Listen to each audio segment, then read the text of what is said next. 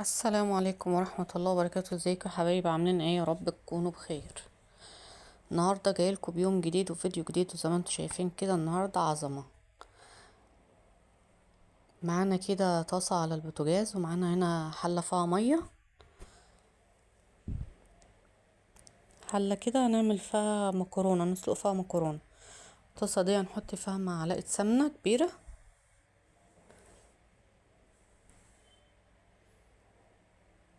عايزاكم تصلوا على النبي، واللي ما عملش لايك ينزل يحط لايك، يعمل اشتراك للقناة. النهاردة هنعمل مع بعض بقى احلى طاجن نجرسكو بالفراخ.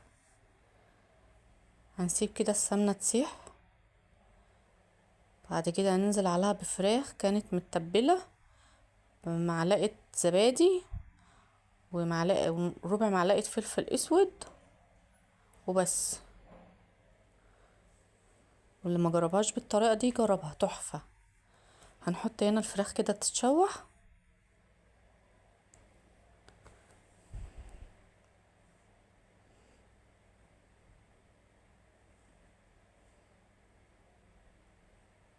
زي ما انتوا شايفين كده. في الوقت ده بقى نكون مخرطين بصل جوليان وفلفل اخضر وفلفل الوان. اللي ما عندوش فلفل الوان يحط فلفل اخضر وبس يعني، وبصل. معانا هنا بقى البهارات: ملح وفلفل اسود وبابريكا، من مع كل حاجة نص معلقة صغيرة.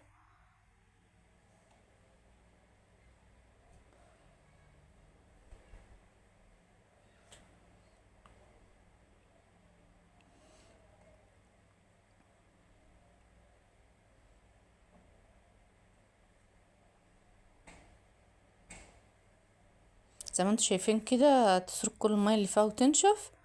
بعد كده بقى ننزل عليها بالبصل والفلفل.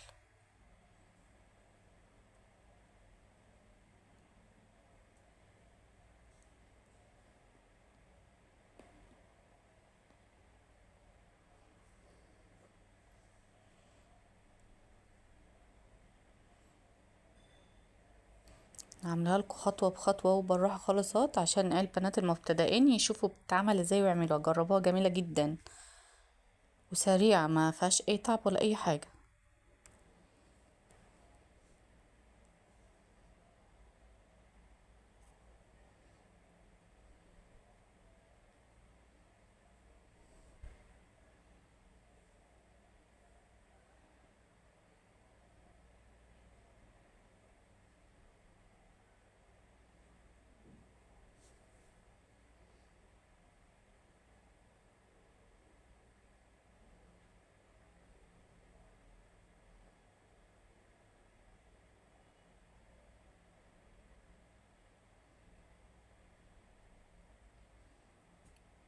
معانا هنا بقى البصل اهوت والفلفل، هنحطه عليها كده.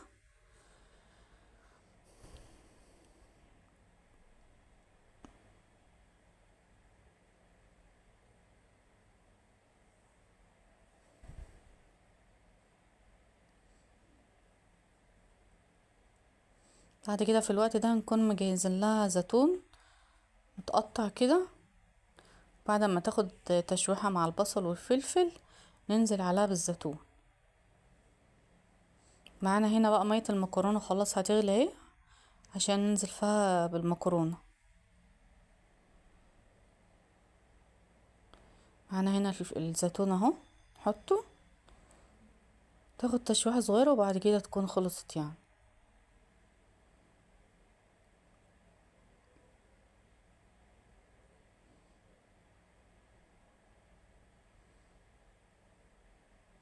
خلاص المية غلت اهي، هننزل فيها بالمكرونة. في ناس بقى بتحط مكرونة سباكيتي، مكرونة قلم. انا حبيت المكرونة دي وجربوها كده حلوة، او مكرونة سوسات.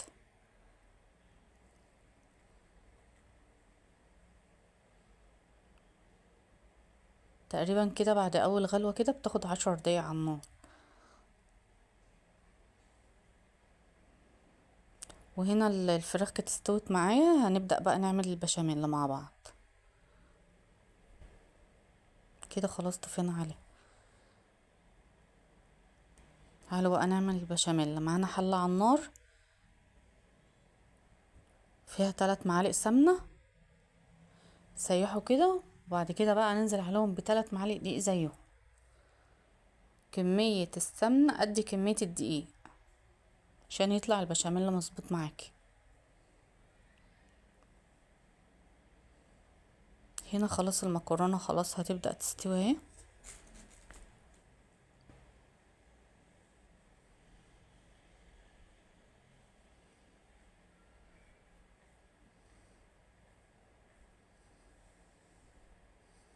السمنة هتسيح، هننزل بقى عليها بالدقيق.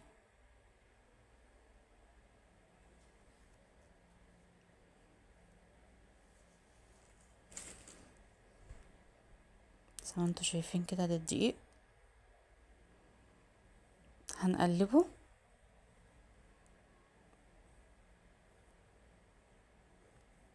لازم تقلبيه علشان ما يحمرش قوي او كده يعني. تقلب كده لحد ما يسيح في السمنة، يدوبك يصفر كده يبقى ذهبي كده، تقومي حاطه عليه اللبن. معانا رتل لبن.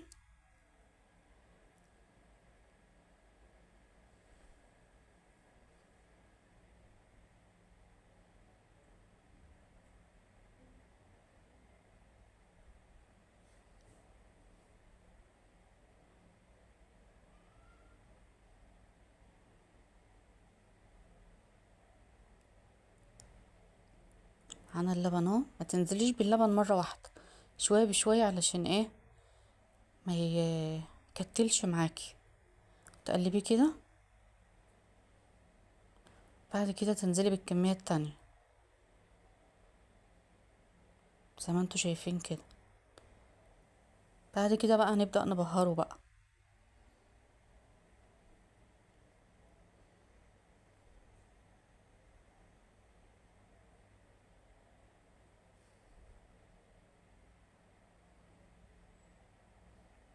معانا هنا نص معلقه ملح، نص معلقه فلفل اسود، ومرقه.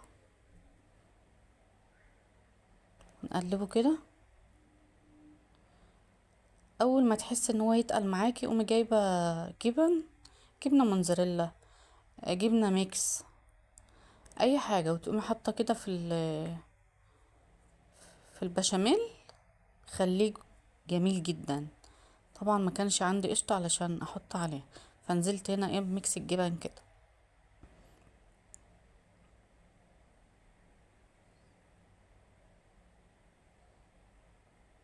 نقلبه كده. معانا هنا المكرونه استوت، هنروح بقى نصفيها ويكون البشاميل خلص، ونرجع لكم تاني. معانا هنا بقى كل حاجه خلصانه اهو. الفراخ، معانا هنا البشاميل. هنحط في القاع بتاع الصينيه كده معلقه بشاميل، وعلى المكرونه برضك هنحط معلقه بشاميل. نقلبها كده. بعد كده هناخد المكرونه بقى نحطها ايه في الصينيه، ونكون مولعين الفرن على درجه حراره 200. ان هي كده كده كل حاجه مستويه معانا. هنسوي كده المكرونه، هننزل عليها بالفراخ.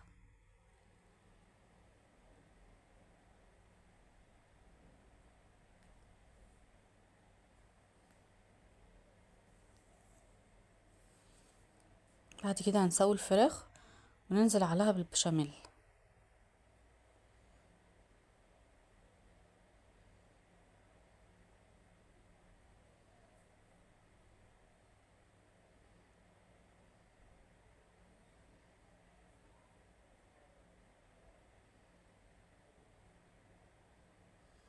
هننزل كده بالبشاميل كله.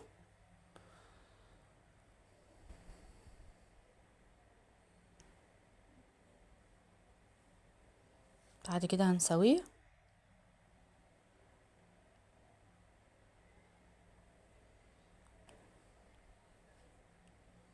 بعد كده هننزل عليه بميكس الجبن.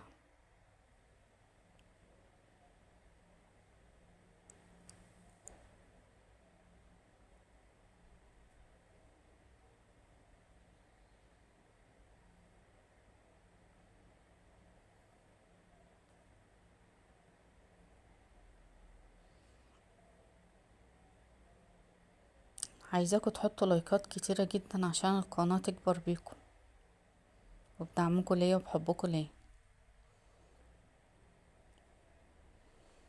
بعد كده هنحط بقى على وشها زيت كده علشان تبقى دسمة كده والبشاميل ياخد لون وما يتحرقش.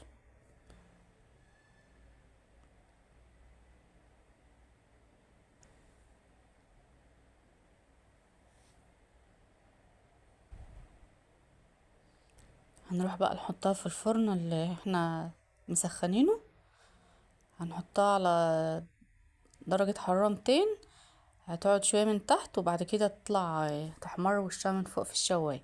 هنا بقى ده بعد ما طلعت اهي، تسيبها ترتاح ثواني بس تبرد بس. بعد كده بقى نقطعها وتكون معانا احلى مكرونة.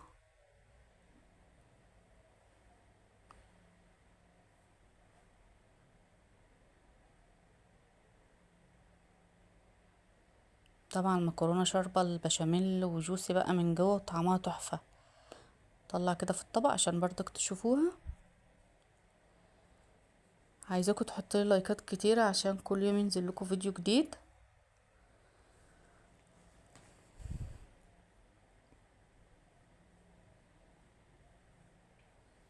واشوف وشكم على خير. كنتم مع ام ياسمين.